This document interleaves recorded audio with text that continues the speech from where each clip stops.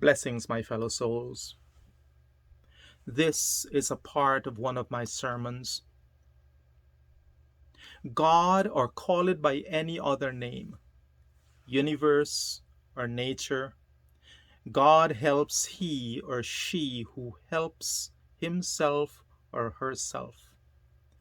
This is the reality of life. This is also an unchanging truth. Remember, the truth does not rely on your belief to make it true. The truth remains the truth, believe it or not. If you want to exercise, you will go on your treadmill. But if you really want to walk to that corner store to pick up a gallon of milk for your family, you need to go for an actual walk on the sidewalk outside to get to the store. Going on the treadmill will not get you to the store. You can go on the treadmill. You can sing about going to the store to get milk. You could even dream of going to the store to get milk while you're on the treadmill. But going on the treadmill is not going to get you to the store where you can pick up milk for your family. Let us look at the same thing, but a different example. Imagine for a moment that you are planning on a trip to Guyana or someplace. You purchase your tickets, you buy your suitcases, and now you have them all packed. That day comes and you go to the airport. You find a cozy seat with a USB charging port, and you make yourself comfortable. And you begin singing. You begin singing that very popular song by John Denver. I'm leaving on a jet plane, don't know when I'll be back again. And you sing the song over and over and over to your heart's content. You sing the song loudly so everyone around can hear that you are singing about going to Guyana. But we all know the reality, that you can continue singing this song for hours at the airport. And if they do not kick you out, you can sing the song for days on end, my friends. But you will not get to Guyana just by sitting there and singing about flying to Guyana on a jet plane. Now you can do something else. You can develop a chant. You can chant, I'm going to Guyana, I'm going to Guyana, I'm going to Guyana. And you can chant that 1,000 times over, and you can count your repetitions on prayer beads. But do you think that will get you to Guyana? No. That is simply not how it works. You must physically board the airplane, get into the airplane, and make that trip to Guyana, and that is the only way you will get there. The singing will not get you there. Singing about it is never enough. The chanting will not get you there. Chanting too is never enough. My fellow souls, the reality is that this is what many of us do, and we do this all our lives. Every Sunday, we go to the spiritual airport. We go to our mandir, the church, the temple, or the mosque.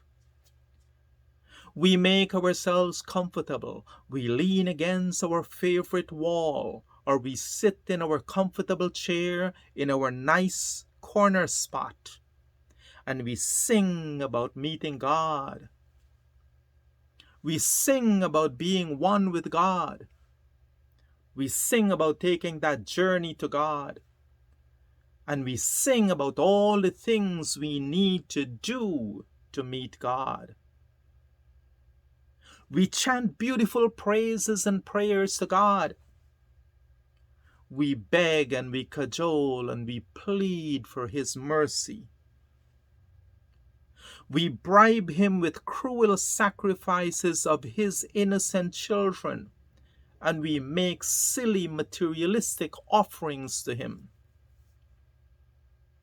We make lofty emotional promises.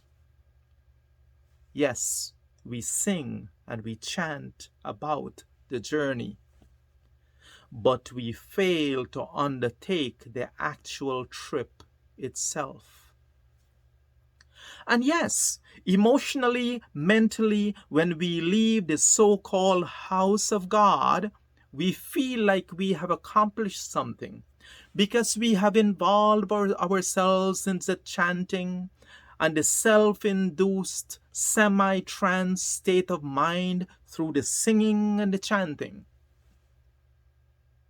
But unless you have put your mind in that state in which you're actually going on that journey, unless you recognize the fact that the divine is always talking to you, and unless you get into the habit of listening to his voice in your own head, then, my fellow souls, you're just sitting there at the spiritual airport singing about the journey and chanting about the journey. And if we keep doing that, we're never really going on the journey.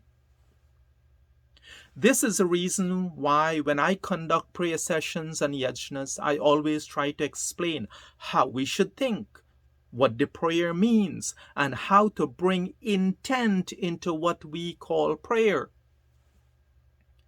Because just chanting about the journey, just singing about the journey is not enough. It is never enough. So when we pray anywhere, at home, at mandir, at the church, at temple, or at mosque, we must go beyond the shallow physical reading, chanting, and singing. Go on the journey. And remember that when we are done communicating with the divine, if we get there, if we're done communicating with the divine universal presence, and we get up and we walk away and we go on living our lives, it does not mean that we have stopped the journey. No.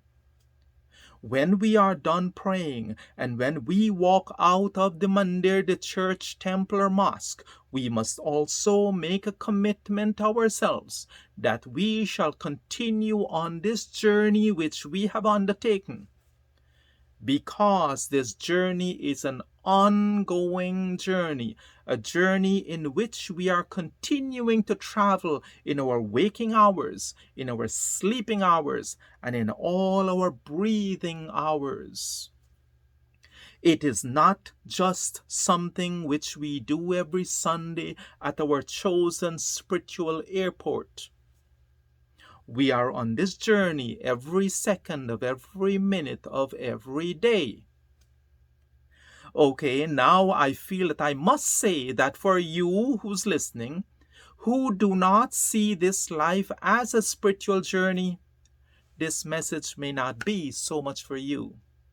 But for those of you who actually sees this life as a spiritual journey, please understand that this is also an unchanging truth, that every single second of every single minute of every single day of this life, that we are on this continuous journey.